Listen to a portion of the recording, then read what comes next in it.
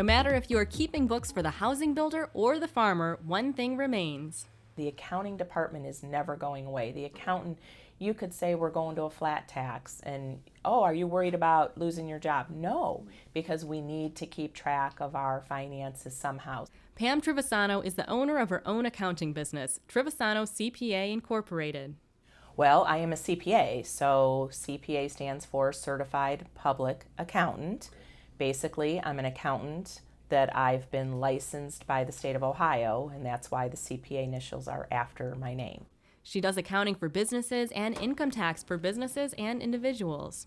Most people think accounting is boring, and that's what I want to break the mold of. And not that I'm an exciting person, but my day is not boring. Pam says people meet with her at her office on a daily basis.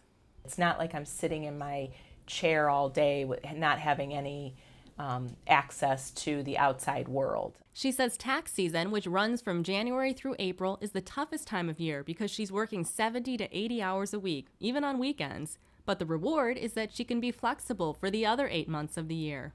A typical workday outside of tax season begins with her sitting at her desk checking emails and voicemail. And I'm trying to get all of those little things done so that I can sit down and start a project. That project might be preparing a tax return, it might be preparing journal entries for somebody's accounting system. The tools she uses most often include the computer, fax machine, scanner, and telephone. Usually before noon I've been interrupted probably 5 or 6 times. So one of the hardest things to adjust to in a small public accounting firm like myself is just that everything is different every day, and you've got to drop a project, pick one up, pick up something else. Pam is a public accountant, but there are also private accountants who go and work for just one company.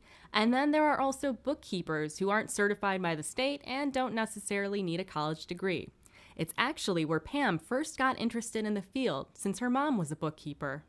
So my mom was a single mom who didn't have a college education, but through all of her years of working in an office, worked up to be, she was a bookkeeper, became an office manager, and then proceeded to become an executive director of a nonprofit agency. But that was about as high as she could get without having the education. I think my early exposure to an office and how it worked and seeing her do the bookkeeping duties intrigued me. So Pam went to college, worked at a large international accounting firm in downtown Cleveland, and worked up through the ranks for several years. At that point, decided to have a family, and that life was a little tough when, as a female, as a mom, wanting to have a family. So I decided to cut back a little bit. When her kids grew older, she decided to get back into the workforce and briefly worked as a controller and eventually got into public accounting, which later led to her own company. Pam believes there is a lot of potential in her industry in the next 5 to 10 years. There's very few accountants who come out of college without a job, and I can't say that about all college graduates.